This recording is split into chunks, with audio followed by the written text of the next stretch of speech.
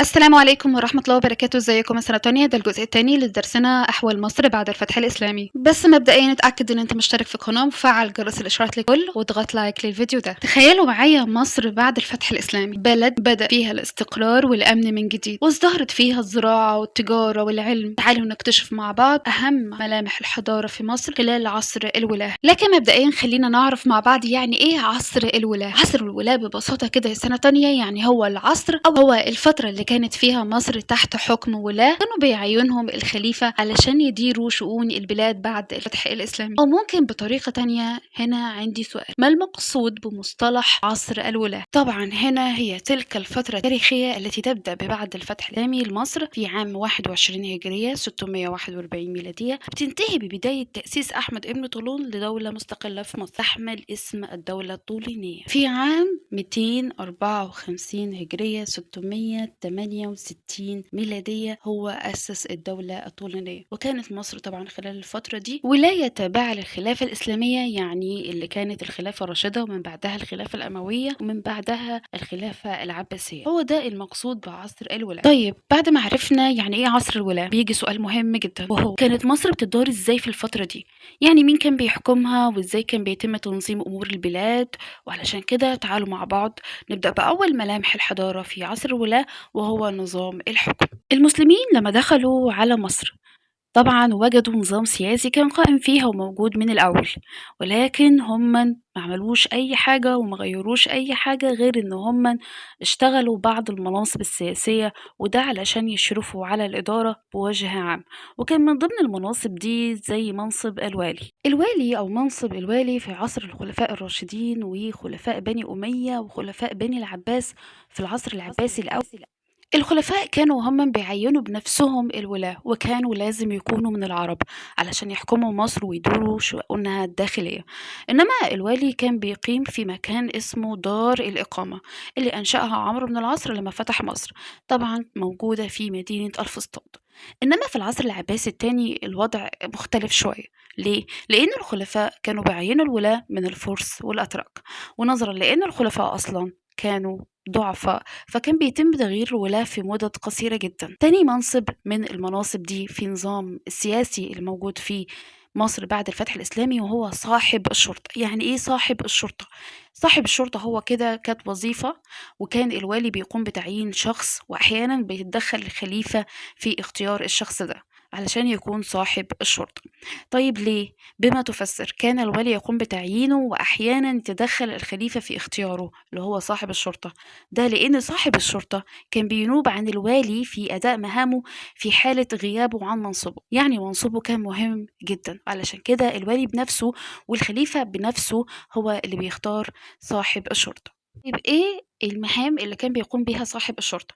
أول حاجة هو كان بيحافظ على الأمن الداخلي بمنع وقوع الجرائم والقبض على الجناه، زائد إن هو بينفذ العقوبات اللي بيحكم بيها القضاء. وإحنا بكده هندخل على تاني ملمح من ملامح الحضارة في مصر بعد ظهور الإسلام أو بعد دخول مصر في الإسلام، وهو القضاء.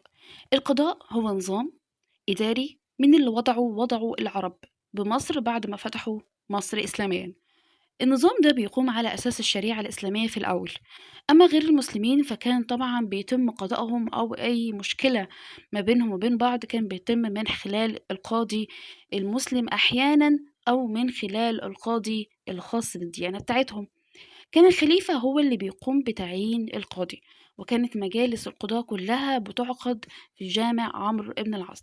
يعني أنا عندي القضاء في مصر هو نظام إداري وضعه العرب لما فتحوا مصر إسلاميا، كان بيقوم على أساس إيه؟ على أساس الشريعة الإسلامية. أما غير المسلمين فكانوا يا إما بيروحوا بالنسبة لقضائهم أو إن هم بيحتكموا للقاضي المسلم، يعني الموضوع كان فيه حرية بالنسبة في الاختيار.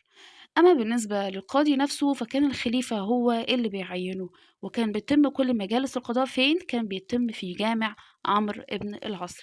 طب بالنسبة لنا كانت وظيفة القضاء في من وظائف السامية والمهمة جدا اللي طبعا بتحاط بالهيبة والاحترام. تالت حاجة هنتكلم عنها وهي الحالة الاقتصادية، يعني زراعة صناعة تجارة كل ده مصر كانت عاملة ازاي فيه بعد الفتح الإسلامي. بالنسبة للزراعة المسلمون طبعا اهتموا بكل شؤون الزراعة والري، والدليل على ده ان هو أمر عمرو بن العاص بإنشاء مقياس للنيل، وده صورة المقياس. كمان بالنسبة للدلائل على إن المسلمين اهتموا بشؤون الزراعة والري، إن الأمويين والعباسيون اهتموا بتوسيع رقعة الأرض أو مساحة الأرض الزراعية وحفروا الترع والقنوات. بالنسبة لتاني حاجة بالنسبة للحالة الاقتصادية وهي الصناعة، بالنسبة للصناعة، الصناعة كانت مزدهرة جدا، وخصوصا صناعة السفن الحربية وصناعة النسيج والتطريز.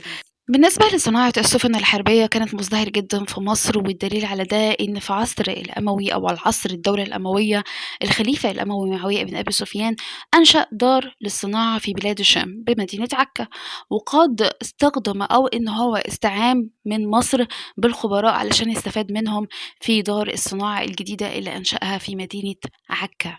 أما بالنسبة لصناعة النسيج والتطريز، فكانت الثياب المصرية مزينة بالتطريز البيزنطي، لأن الخليفة الأموي عبد الله بن مروان اللي حكم من 65 86 هجرية أن تكون طبعا الكتابة على النسيج باللغة العربية بدلا من البيزنطي. وطبعا كان بيتم تزيين المنسوجات الكتانية اللي مصنوعة من الكتان بزخارف من الحرير، وده كده صورة بتوضح لك الكتابة على النسيج بالخط العربي. بالنسبة للتجارة، فالتجارة كانت مزدهرة جدا في مصر خلال عصر الولاة كلهم، والدليل على ده لأن في أسباب كتير لازدهار التجارة، لأنه قيام عمرو بن العاص بإعادة حفر القناة اللي كانت بتربط بين نهر النيل والبحر الأحمر، والقناة دي سموها بخليج أمير المؤمنين. والخريطة دي بتوضح لك امتداد الخليج أمير المؤمنين اللي بيبدأ من البحر الأحمر وهو بيتجه ناحية نهر النيل، ولأنه هو الرابط ما بينهم. بالنسبة كمان للنتائج اللي ترتبت على إنشاء خليج أمير المؤمنين، إن ده ساعد على تنشيط التجارة بين مصر وبلاد الحجاز، ومش بس كده، لا كمان ازدهرت الزراعة والصناعة. بالنسبة لرابع جانب وهو الحياة العلمية، طبعا في مصر بعد الفتح الإسلامي في صحابة كتير أتوا إلى مصر وعلموا الشعب المصري أصول الدين كلها، وكان من أشهر الصحابة دول عبد الله ابن عمرو بن العاص. وفي مصر قامت نهضة علمية عظيمة وكان أساسها الدين الإسلامي واللغة العربية.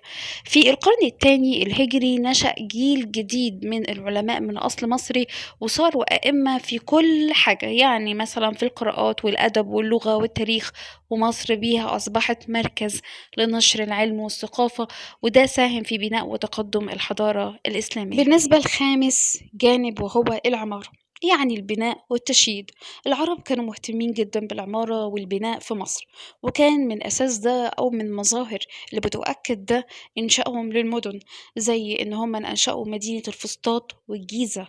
المدينتين دول أنشأهم عمرو بن العاص في عصر الخلفاء الراشدين، وكمان مدينة حلوان اللي أنشأها الأمويين. أما العباسيون فأنشأوا مدينة العسكر. بالنسبة لمدينة الفسطاط فدي اللي أنشأها عمرو بن العاص، وده علشان تكون عاصمة لمصر بدل من الإسكندرية، لأن الإسكندرية كانت بالنسبة لهم بعيدة جدا عن قلب مصر، وكمان إسكندرية معروفة بطبعها أو شكلها البيزنطي.